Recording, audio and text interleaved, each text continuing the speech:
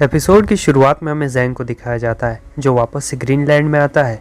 वहाँ उस पर दोबारा एक रैबिट हमला करने के लिए आता है, लेकिन इस बार जैंग उस रैबिट को बहुत आराम से हरा डालता है, बिल्कुल चुटकी बजाते ही, वो भी सेकंड से भी कम वक्त में। हम देखते हैं जैंग को चारों तरफ से बहुत सारे रैबिट्स ने घेर लिया होता है। वो कह रहा होता है, जब मैं पिछली बार इन रैबिट से मिला था तब मैं दुम दबाकर यहाँ से भाग गया था, लेकिन अब मैं नहीं भागने वाला हूँ। वो सभी उस पर हमला करते हैं और अगले ही पल हम देखते हैं जैंग उन रैबिट्स को चुटकी बजाते ही बहुत बुरी तरीके से मार रहा होता है। वो कहता है, जब से मैं डीमन बना हूँ तब से मेरे सारे स्किल्स बहुत ज़्यादा इंक्रीज हो चुके हैं और इन रैबिट्स की मूवमेंट मुझे अब धीरे धीरे दिखाई दे रही है, इसलिए मैं इतनी आसानी से इन्हें मार पा रहा हूँ। वो सारे रैबिट्स उस पर हमला तो कर रहे होते हैं, लेकिन उसे ज़रा सा भी नुकसान नहीं पहुँचा रहे होते हैं, क्योंकि अब वो ज़्यादा ताकतवर बन चुका है और वो उन रैबिट्स को ऐसा दिखा रहा होता है कि जैसे वो उन्हें ऐसे अपने पैरों से ही कुचल डालेगा। देख रहे हैं कितना भयानक लुक दिखा रहा है।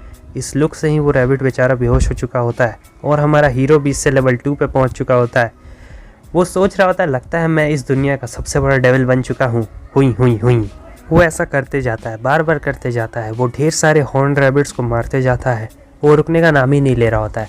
और ऐसे करते करते उसे ढेर सारी 8 XP फिर XP कम होते रहती है, क्योंकि जैसे जैसे हीरो लेवल अप करते रहता है, उस जिस चीज़ होती है ये छोटी छोटी गेम का रूल्स तो पता ही होगा, XP धीरे धीरे कम मिलने लगती है। और अब हमारा हीरो लेवल 6 पे पहुंच चुका है। अब वो इन रैबिट्स का शिकार करते करते बोर हो चुका होता है, क्योंकि ये रैबिट्स बहुत आसान शिकार है। अब वो सोच रहा होता है कि लगता है मुझे कुछ बड़े बड़े मॉन्स्टर्स को मारना चाहिए। फिर हमें एक बात पता चलती है, जब इसने ये गेम बनाई थी तब इसने ये भी रखा था कि जैसे प्लेयर लेवल अप करते रहेगा तो उसे एक एक्स्ट्रा पॉइंट भी मिलेगा। एक एक्स्ट्रा पॉइंट रहता है ना गेम में, जिससे आप अपनी स्किल 78 है तो उसे 79 या फिर एग्लिटी अटैक पावर को बढ़ा सकते हैं, वैसा स्किल। वो अपना प्रोफाइल खोलता है और सोच ही रहा होता है कि मुझे ये जो एक्स्ट्रा पॉइंट मिला है इसे कहाँ पर ऐड करना चाहिए। सोच ही रहा होता है, तभी उसे कुछ महसूस होता है जो बहुत ही खतरनाक हो रहा होता है। और वो जब ऊपर उठ के देखता है, वहाँ हम देखते हैं वहाँ पर रैबिट्स का बॉस होता है, जो इस जगह का ही बॉस होता है और ये बहुत ज़्यादा ताकतवर होता है। जैसे ही वो उसे देखता है उसके हाथ पैर काम करना बंद कर जाते हैं, क्योंकि ये बड़ा सा रैबिट यहाँ का बॉस होता है, वन हॉर्न रैबिट बॉस, जिसकी बहुत मोटी चमड़ी होती है, बहुत तेज़ होते हैं ये, इनकी स्किल्स खतरनाक होती है और अगर एक बार आपको ये पड़ जाए तो आप सीधा ऊपर पहुंच जाएंगे। कोई न्यूबी इन्हें हरा नहीं सकता है।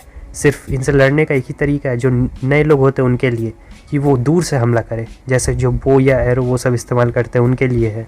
उसे खुद पर अफसोस होने लगता है कि आखिर उसने ऐसा गेम ही क्यों बनाया था। वो उस रैबिट के सामने जाता है और कहने लगता है, अब मैं कोई साधारण इंसान बिल्कुल नहीं हूँ, मैं एक प्लेयर हूँ जो ताकतवर बन चुका है, जिसके पास डीमंस की पावर है। मैं वो साधारण इंसान अब नहीं रहा हूँ, मैं नया प्लेयर हूँ तो क्या हुआ, मैं उसे हरा सकता हूँ। डीमन के सम्मान में मुझे तुमसे लड़ना ही पड़ेगा। लो मैं आया, अरे भागो यहाँ से भागो, मैं तो बस मजाक कर रहा था। हाँ, बेवकूफ़ रैबिट लोग, तुम लोग को क्या लगता है मैं इतना बड़ा गधा हूँ? तुम इतने बड़े ताकतवर रैबिट हो और तुम्हारे साथ अपनी ये पूरी छोटी छोटी आर्मी है। मैं तुम लोग को इतना बड़ा गधा दिखता हूँ क्या, जो इतना फालतू सा डिसीजन लेगा तुम लोग के साथ में लड़ने का? उस रैबिट का भी दिमाग गर्म हो जाता है और वो उसके पीछे भागने लगता है। उसकी आर्मी भी उस बंदे के पीछे भागने लगती है। वो सभी लोग उस पर मिलकर अपने हॉर्न से हमला कर रहे होते हैं, लेकिन वो बार बार उनसे बच रहा होता है और उसे चिढ़ाते हुए कहता है, अगर हिम्मत है तो मार के दिखाओ। वो सारे रैबिट्स और भी ज़्यादा तेज़ी के साथ जैंग का पीछा करने लगते हैं। जैंग बहुत मुश्किल से उनसे जान बचा के भाग रहा होता है, क्योंकि वो लोग उसके बहुत क्लोज होते हैं।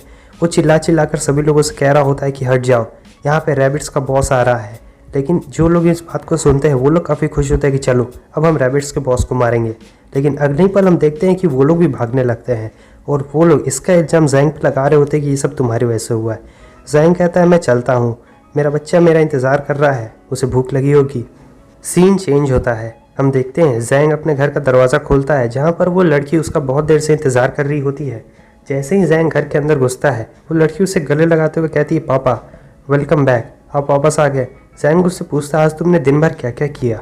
वो लड़की उसे बताती है कि लैंडलॉर्ड ने मुझे ये स्केचबुक दी है। और फिर हमें बताया जाता है, जब से शैंग ने इस लड़की को अडॉप्ट किया है तब से लैंडलॉर्ड बार बार इनके घर आती है। वो उस लड़की के साथ खेलती है, उससे बातें करती है और उसने शैंग को वार्निंग भी दी है, अगर उसने इस लड़की के साथ कुछ ऐसा वैसा करने की कोशिश की तो वो इसे नहीं छोड़ने वाली है। ये दोनों बैठे हुए होते हैं, तभी दोनों को एक साथ बहुत ज़ोर की भूख लगती है और दोनों का पेट बचता है। शैंग कहता है कि मैं जाता हूँ और चावल बना के आता हूँ। जैंग तैयार होता है और फ्रिज खोल के देखता है तो वहाँ कुछ भी खाने के लिए नहीं होता है, कुछ भी नहीं, यहाँ तक कि एक चावल का दाना भी नहीं। वो लड़की इसकी सारी बातें सुन लेती है और कहती है कि नहीं पापा, मुझे भूख नहीं लगी हुई है। जैंग सोच रहा होता है जब से मैंने इसे अडॉप्ट किया है तब से इसकी ज़िंदगी काफ़ी बेकार हो चुकी है, क्योंकि मेरे साथ रहते रहते इसे सिर्फ चावल ही खाने को मिल रहे हैं और कुछ भी नहीं। कभी कभी इसे मैं ब्रेड भी खिला देता हूँ, लेकिन मैंने कभी इसे कोई अच्छा खाना नहीं खिलाया। शैंग उस लड़की से कहता है कि मुझे माफ़ कर देना, मैं तुम्हारा अच्छे से ख्याल नहीं रख पाता हूँ। और वो सोच रहा होता है जब से मैंने इसे अडॉप्ट किया है तब से मुझे नहीं लगता ये अच्छी ज़िंदगी भी जी रही है। शैंग उससे पूछता है क्या तुम्हें फ्राइड चिकन खाना है? वो हंसते हुए कहती है हाँ मुझे खाना है, मुझे वो बहुत ज़्यादा पसंद है। लेकिन अगले ही पल वो कहती है नहीं मुझे नहीं खाना है। वो पूछता है क्यों, तुम ऐसा क्यों कह रही हो? वो कहती है अगर हमने वो चीज़ खाई तो उसमें आपके बहुत ज़्यादा पैसे खर्च हो जाएंगे, फिर हमारे पास कुछ भी पैसे नहीं बचेंगे। उसे याद आता है अरे हाँ, उसे तो अभी यहाँ का रेंट भी देना है और फिर उसने जो मेडिकल फ़ीस भरी थी उसे भी तो उसे वापस लौटाना है। वो अपने मोबाइल में चेक करता है तो उसके पास सिर्फ $121 ही बचे हुए होते हैं। वो कहता है कोई बात नहीं, आज हम बहुत अच्छा खाना खाने वाले हैं और आज से हम गरीबी को बाय बाय कह देंगे। ये लोग ये वाला खाना खाने वाले होते हैं जिसका दाम $120 होता है। अगले सीन में हमें बताया जाता है जब से ये सब हादसे होने शुरू होने लगे, जो प्लेयर्स थे वो सभी लोगों के आइडल बन गए। सभी लोग बिल्कुल उन्हीं की तरह बनना चाहते थे, लेकिन हर प्लेयर स्पेशल नहीं होता है, सिर्फ कुछ प्लेयर्स ही स्पेशल होते हैं। जैसे किसी के पास ज़्यादा स्ट्रेंथ होती है, किसी के पास हीलिंग एबिलिटीज़ होती है जिसे कोई एक्सप्लेन नहीं कर सकता है। और यही चीज़ों से ये प्लेयर सब पैसे भी कमाते थे। ये लोग डंजन्स में जाते हैं, मॉन्स्टर को मारते हैं, जिससे उन्हें कुछ कीमती आइटम्स मिलते हैं जिसे ये लोग बेच डालते हैं और उन आइटम्स की कीमत भी बहुत ज़्यादा होती है। सीन चेंज होता है, हमें उनके ऑर्डर को दिखाया जाता है, जितना फ़ोटो में दिखा रहा था उससे ज़्यादा ही दिया है।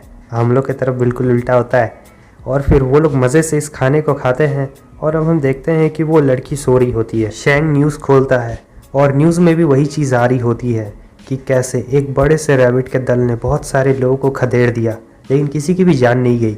शैंग को ये सुन के अच्छा लगता है, चलो किसी की भी जान नहीं गई है।